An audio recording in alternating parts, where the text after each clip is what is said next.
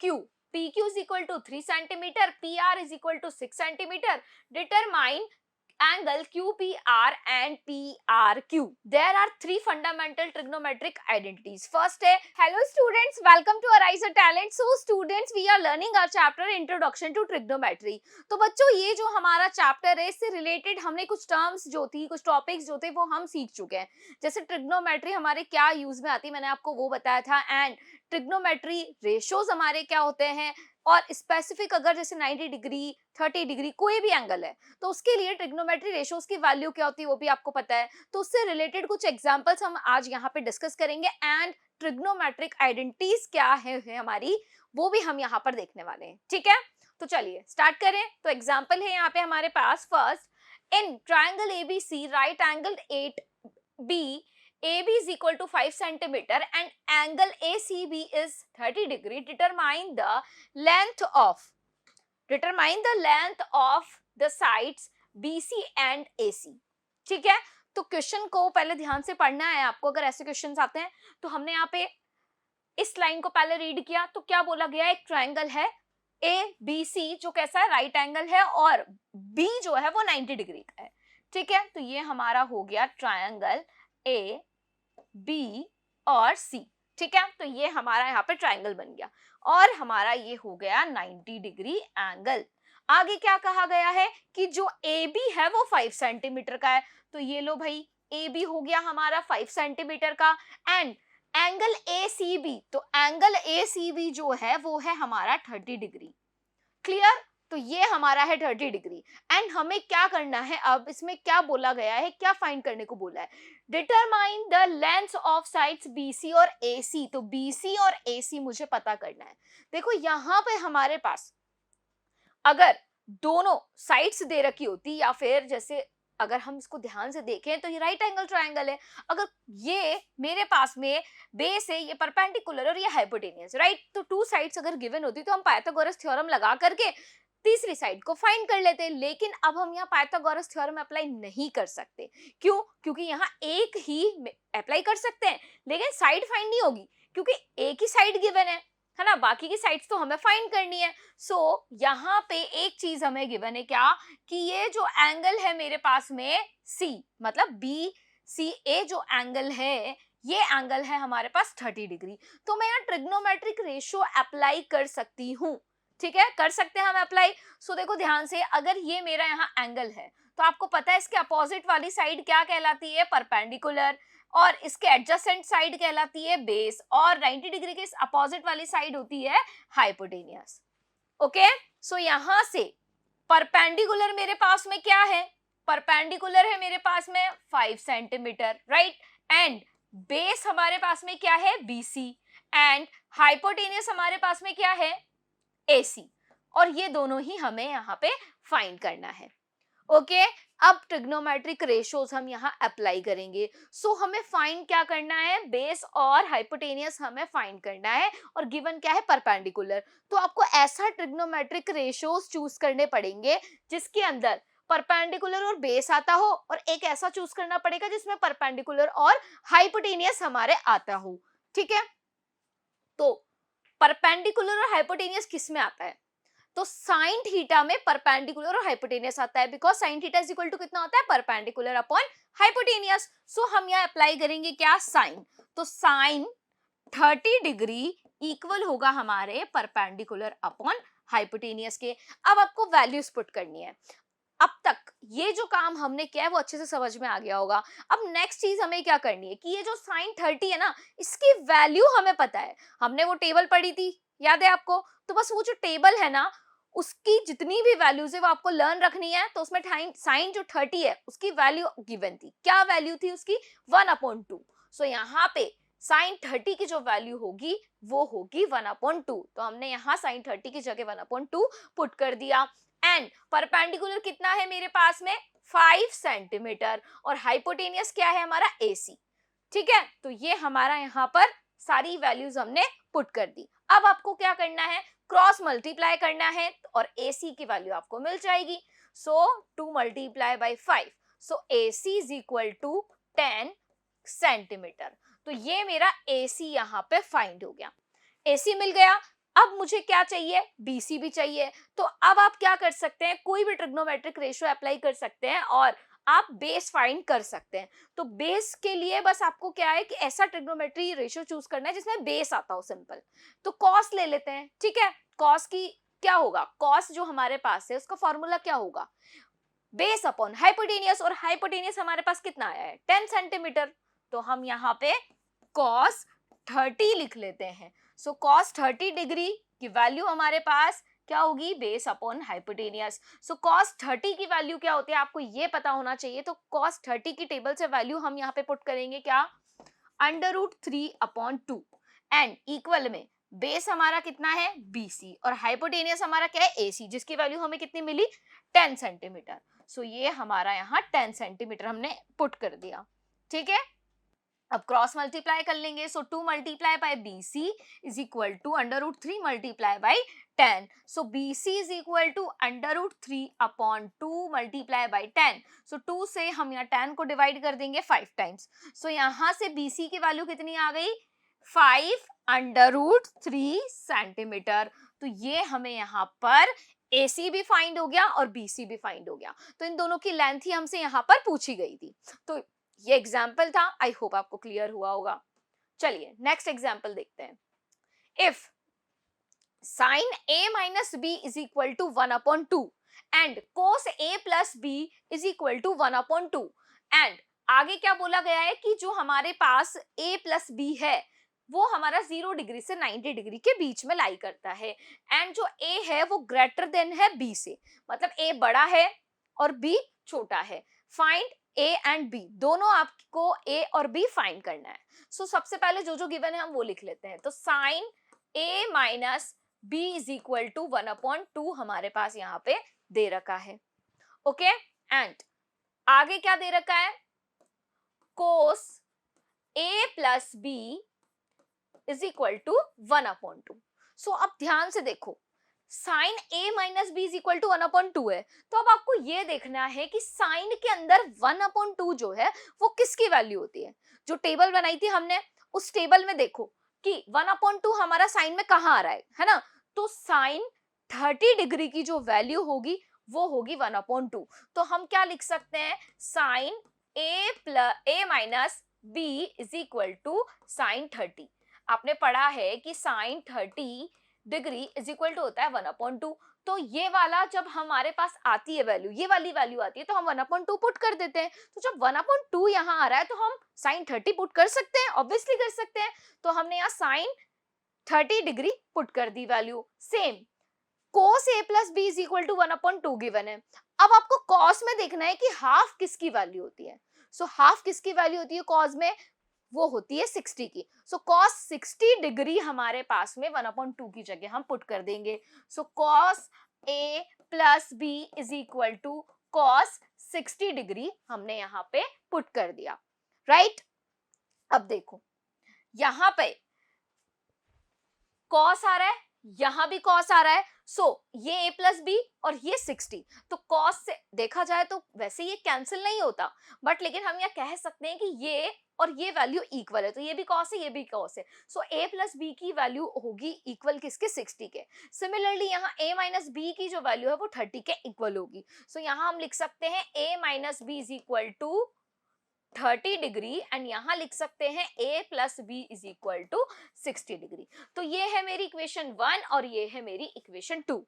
दोनों को इक्वेशन 1 और 2 नेम दे दो। अब इन दोनों इक्वेशंस को मैं ऐड कर लूंगी बिकॉज मेरे पास में ये इक्वेशन बन गई 2 वेरिएबल्स में, तो मैं यहाँ पे इनको सॉल्व करके फाइंड कर सकती हूँ। So A minus B is equal to 30 and A plus B is equal to 60। अब इनको हम ऐड कर लेंगे तो B से तो B कैंसिल हो गया और ये हो जाएगा मेरा 2A। So 2A is equal to कितना हो जाएगा, 90 डिग्री। सो A की वैल्यू आ जाएगी 90/2। तो A की वैल्यू कितनी आ गई, 45 डिग्री। तो हमें यहाँ पर A तो मिल गया। अब बारी आती है B की। तो B की वैल्यू को कैसे फाइंड करेंगे, तो इक्वेशन 2 में या 1 में किसी में भी आप वैल्यू पुट कर दो, आपको यहाँ पर B की वैल्यू मिल जाएगी। सो इक्वेशन 2 में पुट कर देते हैं ये value. So A plus B is equal to 60 degree. A की वैल्यू 45 पुट करेंगे तो b की वैल्यू हमें मिल जाएगी। So b is equal to 60 minus 45 degree. So b is equal to कितना आ गया, 15 डिग्री हमारे पास में आ गया। अब देखो दोनों इक्वेशंस यहाँ पे सेटिस्फाई हो रही है। आप देखो 45 प्लस 15 अगर हम करें तो 60 मिलेगा, equation 2 satisfy. a minus B करो मतलब 45 माइनस 15 करो, कितना आएगा 30, इक्वेशन 1 भी सेटिस्फाई। इसका मतलब ये जो हमने यहाँ पे वैल्यूज फाइंड की a और b की वो एकदम करेक्ट है। ओके, सो ये सिंपल सा एग्जाम्पल था। Now next example is in triangle PQR right angled at Q. PQ is equal to 3 cm, PR is equal to 6 cm. Determine angle QPR and PRQ. तो ये angles आपको यहाँ पे find करना है, ठीक है, दोनों एंगल्स आपको फाइंड करना है और गिवन वैल्यूज ये है। तो आपके पास सबसे पहले क्या दे रखा है कि एक ट्राइंगल है PQR। So this is the triangle.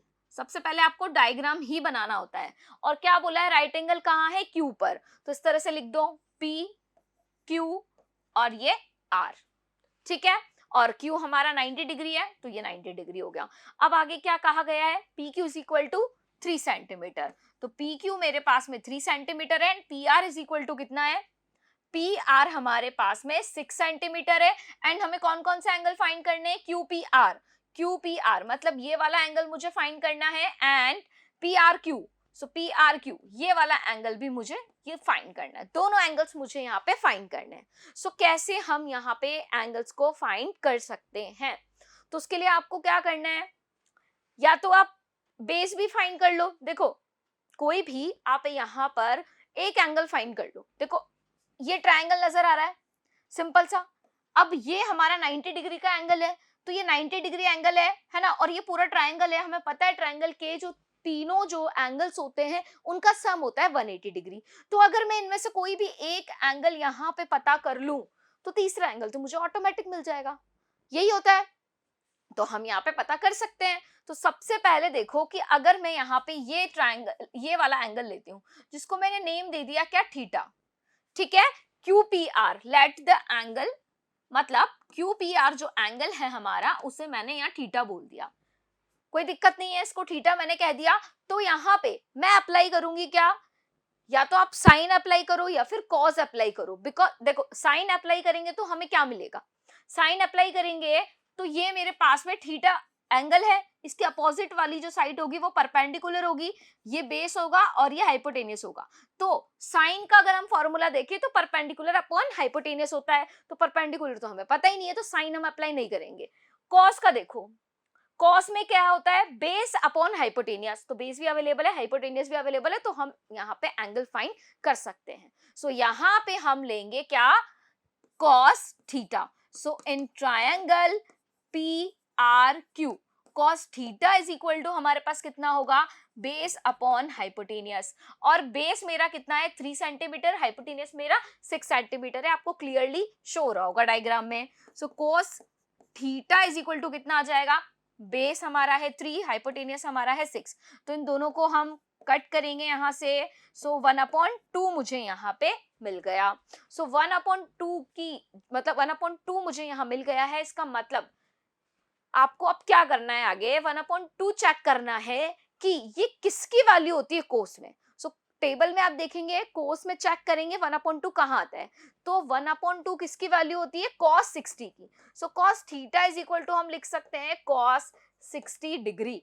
सो यहाँ से थीटा की वैल्यू क्या मिल गई मुझे, 60 डिग्री मिल गई। सो इसका मतलब जो एंगल है क्यू पी आर वो आ गया 60 डिग्री। तो एक एंगल तो मुझे मिल गया, बाकी दूसरा एंगल हमें पता करना है। सो हमें पता है एंगल सम प्रॉपर्टी से हम कह सकते हैं कि तीनों जो एंगल्स हैं, angle Q P R plus angle P R Q plus angle P Q R is equal to कितना होगा, 180 डिग्री होगा, यही होता है।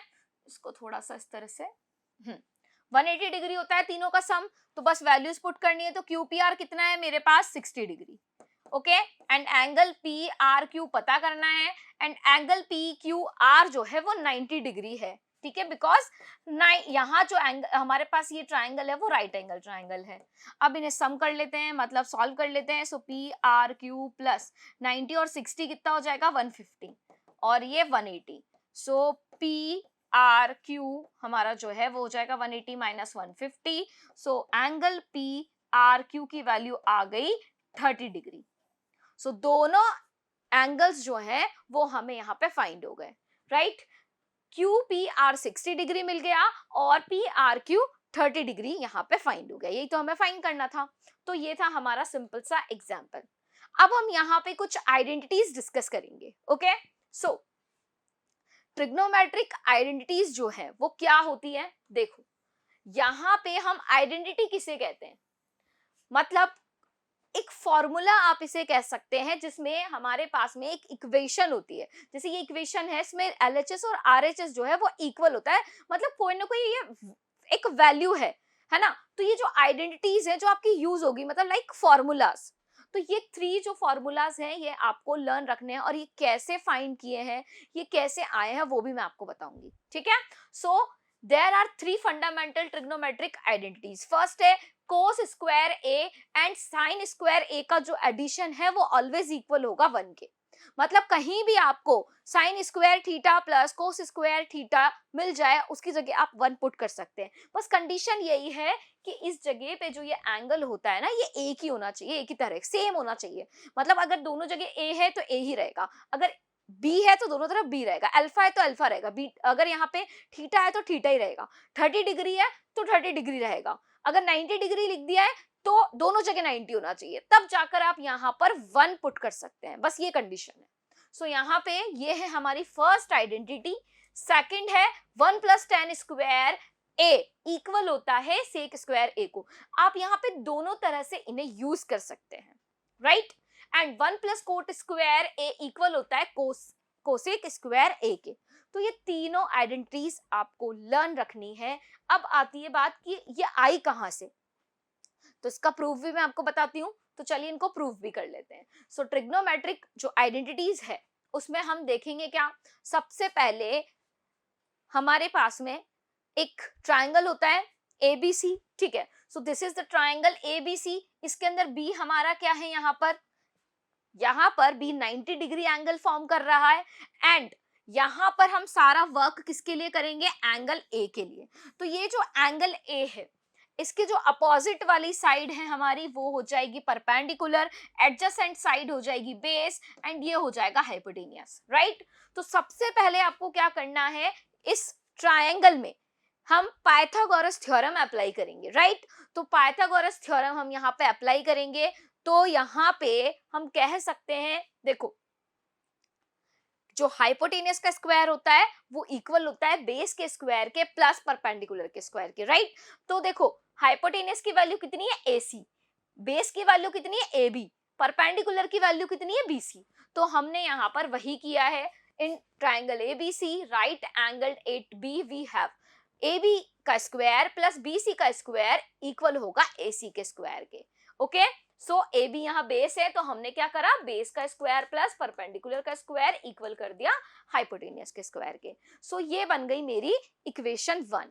अब ये जो इक्वेशन 1 मेरी बनी है, हम क्या करेंगे, इसको डिवाइड करेंगे हम पूरी इक्वेशन को AC स्क्वायर से। किससे डिवाइड करेंगे, AC स्क्वायर से। तो जैसे ही AC स्क्वायर से हमने इसे डिवाइड किया, यहाँ तो ये दोनों कैंसिल हो गए और कैंसिल होकर के हमें कितना मिल गया, 1 मिल जाएगा। तो यहाँ से तो ये हमें 1 मिल गया और हमने यहाँ 1 लिख दिया। लेकिन हम देखें बाकी की दोनों टर्म्स में तो हमें AB अपॉन AC मिलेगा और BC अपॉन AC मिलेगा। तो अब AB अपॉन AC और BC अपॉन AC का क्या करें, तो ध्यान से देखो, अगर ये मेरा कोई यहाँ पे ट्राइंगल है, इसमें एंगल A ये है, तो इसके अंदर अगर मैं साइन A की वैल्यू पता करूं तो साइन A की वैल्यू कितनी होगी, परपेंडिकुलर अपॉन हाइपोटेनियस। तो परपेंडिकुलर हमारे पास में कितना है, BC। सो BC अपॉन हाइपोटेनियस कितना है हमारे पास, AC। तो ये आ गया। इसी तरह कोस A की वैल्यू अगर हम पता करें तो कितनी होगी, देखो कोस A की वैल्यू जो है वो हमारे पास बेस अपॉन हाइपोटेनियस हो जाएगी। सो ये बेस और हाइपोटेनियस हो गया, तो बेस कितना है A B, so A B upon A C आ गया। तो हमने यहाँ पर बी सी अपॉन ए सी और ए बी अपॉन ए सी की जगह क्या पुट कर दिया, sine A and cos A put कर दिया। सो यहाँ क्या बन जाएगा, कोस ए का स्क्वायर प्लस साइन ए का square is equal to 1। So यहाँ पे ये हो गया मेरा cos square A plus sine square A is equal to 1। Okay, तो ये हमारे पास हो गई क्या, फर्स्ट आइडेंटिटी।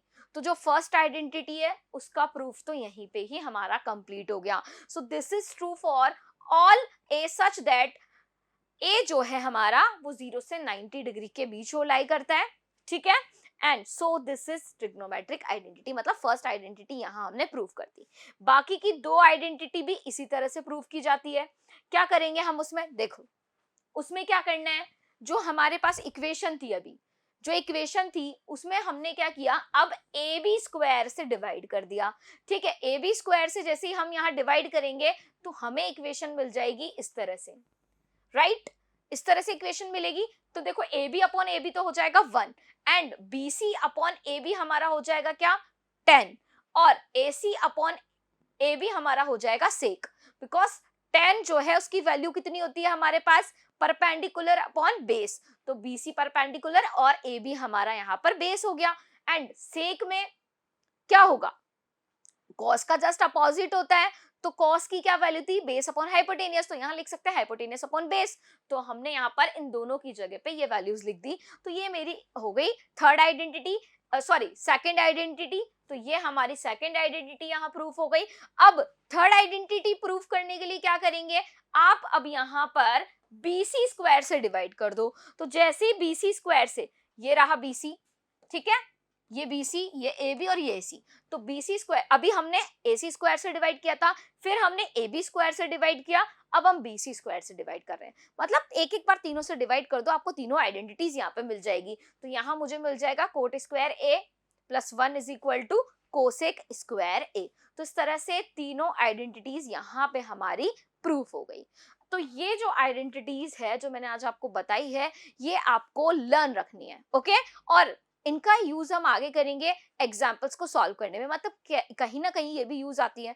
क्यों पढ़ रहे हैं हम, क्योंकि प्रॉब्लम्स सॉल्व करने के लिए। तो इससे रिलेटेड कैसी प्रॉब्लम्स आएंगी, कैसे एग्जाम्पल्स होंगे, वो हम नेक्स्ट लेक्चर में डिस्कस करेंगे। Okay students, thank you.